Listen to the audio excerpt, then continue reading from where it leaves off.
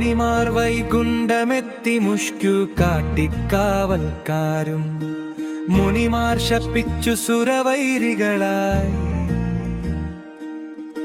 മൂന്നു ലോകം കീഴടക്കും ഹിരണ്യന്മാരായവർ മുക്കിയല്ലോ ഭൂമിയെയും വെള്ളത്തിങ്കലായി.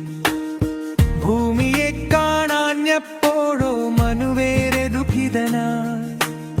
ബ്രഹ്മദേവൻ പ്രാർത്ഥിച്ചപ്പോൾ മുക്കിലൂടെയായി. ബ്രഹ്മേശനും വരാഹമായി പുറത്തെത്തി വലുതായി. ഭൂമിയെയും ഉദ്ധരിച്ചു ആശ്ചര്യം തന്നെ. നാരദന്റെ വാക്കു കേട്ടു നാരായണനെ പിടിക്കാനിറങ്ങിയല്ലോ.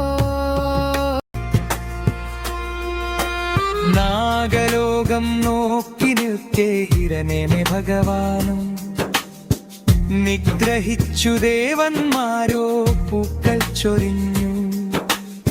ബ്രഹ്മപുത്രൻ കർദമനോ പൂജിച്ചല്ലോ ഏറെക്കാലം.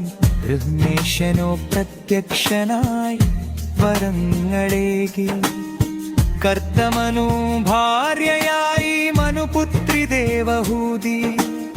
കപിലനായി പത്താമനായി ഭഗവാനെത്തി. മോക്ഷഹേതു എന്നിലുള്ള ഭക്തി മാത്രം ജ്ഞാനകർമ്മയോഗങ്ങൾക്കും ലക്ഷ്യനിൽ ശരണാഗതി.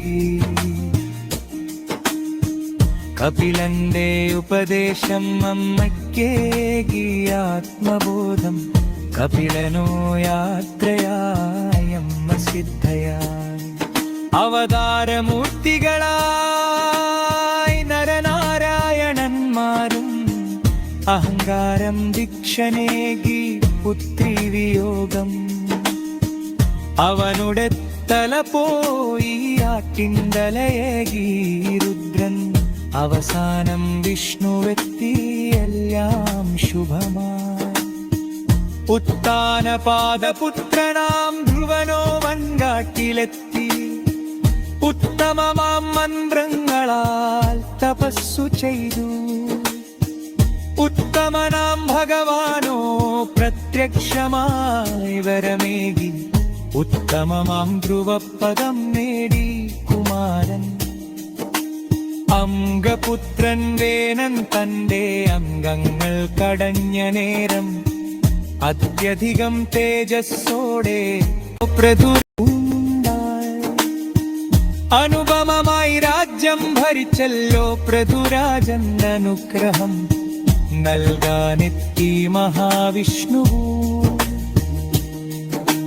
പ്രാചീന ബർഹിസിൻ പുത്രന്മാരാം പ്രജേതസുകളോ പ്രഭുവാകും ഭഗവാനെ തപസ്സു ചെയ്തു. തപം കൊണ്ടു സന്തുഷ്ടനായി വരമേകി ഭഗവാനും. താപം തീർന്നു അവരുടെ പുത്രനായി ദക്ഷൻ. പ്രിയംബദ പരമ്പരത്തന്നിൽ നാഭി പുത്രനായി. പ്രിയമേറും ഋഷഭനോ അവതരിച്ചു. പ്രിയപ്പെട്ട രാജാവായി നന്മയുള്ള പിതാവായി. പ്രിയരെ വെടിഞ്ഞു പിന്നെ അവധൂതനായി. നാരായണ